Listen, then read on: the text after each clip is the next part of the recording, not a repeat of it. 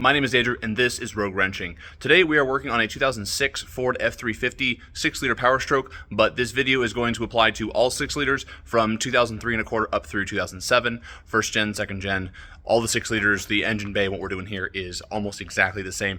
A little bit different bolt placement perhaps, but everything's basically the same. So what we're doing today is we are going to be showing you how to remove the evaporator core, but specifically this whole evaporator box back here. We're doing this as a step in the process of removing the heads to inspect for some damage in the bottom end of this particular truck. So we're not doing an evaporator core in this video, but what this video is going to do is going to show you exactly how to get it out. And if you're chasing a cylinder head problem, or you've got to pull a cylinder head, specifically the passenger side cylinder head on a Powerstroke, pulling this box is going to make that 10 times easier, and it's really easy, and there's just a couple quick things you need to know, and that's what I'm going to show you today. So let's get going. Okay, so to begin with, there's a couple of things that need to be removed in order to make room for this box to come out. So the first thing is the battery. That's already been removed. We need to pull this off. This is removed with 3 11mm nuts, these 3 right here, underneath the fender liner. So this piece comes out, and then we're going to pull the vacuum pump. There's 2 10mm bolts on either side there, and that vacuum pump will come out with this. Just leave the vacuum lines attached, pull those out as an assembly.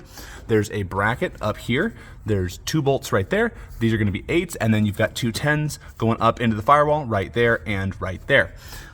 You're going to want to disconnect this electrical connector right here. This is what runs down to the resistor down there, but it's just easier if you take it off right here. Fortunately, Ford gave us a connector there to make that a little bit easier. We're gonna need to pull this AC line off here. Obviously, you're gonna need to discharge the AC before we begin, and then this AC line right here. This is a quick connect style fitting, and this is just that 13mm bolt right there, and it comes right off. You are also gonna need to remove the 2 studs down here on the valve cover. This valve cover is already loose because I've already taken them out. So there's going to be a 12mm stud here and a 12mm stud back there. There is normally a bracket that sits on here that's held on with 10mm nuts that holds down the glow plug control module. So take that bracket off. That'll expose the ICP sensor. On the late builds, on the early builds, the ICP sensor isn't here, it's under the turbo. But same deal, bracket comes off, and then one of those studs holds on the bracket for this guy, which is the transmission fluid dipstick, or dipstick tube rather. And so that stud has to come out, and then the stud up here in this corner has to come out. You can leave all the ones around the top. Additionally, there are 3 10mm nuts that hold down the map sensor. It's much easier to simply remove this sensor, unhook the hose end over here from the intake, and just lay it up on top of that. Get that out of the way, out of your way. And then there's a electrical connector here that you have to disconnect, and then obviously that one is the connector for the vacuum pump. I've already disconnected it. There's 2 vacuum connections. One is right here. This line, as you can see, is already broken, so we're gonna have to fix that later. This connection goes right onto that hose there, and then this vacuum connector right here. Okay, so once everything is disconnected, we had another one I forgot to mention, the blower motor. It's just a simple pigtail that unplugs there. Once we got all the wires off, we've got the AC lines off, we've got that guy disconnected, our vacuum lines are off, everything is off, including that bracket up top. You'll notice that it's still very much attached, and if you look underneath, you'll see there are no bolts. So the secret is to come around into the cabin. I apologize for the mess in this truck, guys. I bought it and haven't had a chance to clean it out yet. Anyways, in the cabin, you see some studs here. There are 3 across the bottom. There's one kind of tucking behind there. That little gold washer combo right there. So there's 3 across the bottom, and there's 3 more like this across the top, and you only have to pull the outside 2. So these bottom ones are pretty self-explanatory. You can get right on them with a socket. So I'm not really going to show you that, but what I want to show you is getting to the top ones. So the first thing is to pull this glove box down. So open it up, and then the side tabs push in, and then the glove box kind of dumps everything out. So the first one is really easy. It's right there.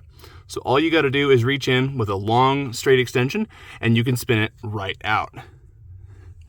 Now, the other one is not so easy. The other one is back up in this corner, and it's a real pain to get to.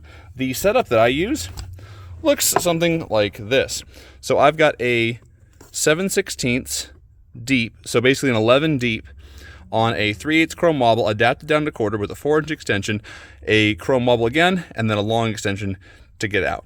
And the way that I use this tool is I can actually reach my hand up and over the top of this box so that I can guide the end of this socket onto the nut and then use the 1/4" Milwaukee to pull it out. So that top one is definitely a pain, but using this setup works pretty well. You can get in there with just a little 1/4" ratchet and work it off by hand. All these nuts are going to be 11s, but that's the setup that I use here.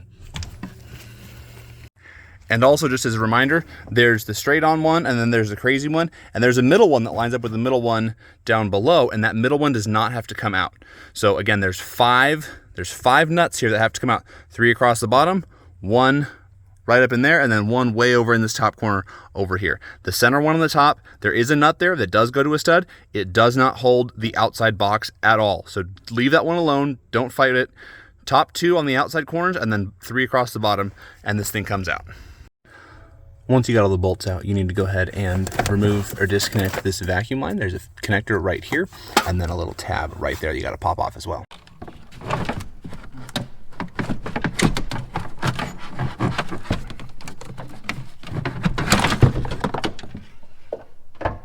So this is what that box looks like when it comes out. So as you can see here, here's your 3 studs across the bottom and then 2 in the top. As you can see, there's not a stud in the middle on top. This is that vacuum connector we had to disconnect. When you go to reinstall this, you're going to want to wrap it kind of up in this linkage. That way it doesn't get pinched or hanging out somewhere on the bottom. And if you need to change the evaporator core, it is this piece goes down inside here. There's a bunch of screws in here that hold the plastic on, so you pull this heat shield off, pull these screws out, and then the AC evaporator core is right in there. It's much easier to change it here out of the vehicle versus in the vehicle, but this can be removed in chassis if you need to. But that is where we're at with that. So this is what the whole thing looks like. This whole thing comes right out, and then look how much more room that gives us in here if you're working in there. It is just tremendous, the amount of room that gives. And that about wraps up everything that I have to tell you about pulling that HVAC box on a 6-liter. Again, this is the same for all 6 liters, all years. They use the same style box. 7.3s is very similar, but just a tad different. So I hope this video was helpful for you. If it was, please give it a thumbs up. And if you want to see more content like this, definitely subscribe so you can see more. Thank you guys so much for watching, and we'll see you guys in the next video.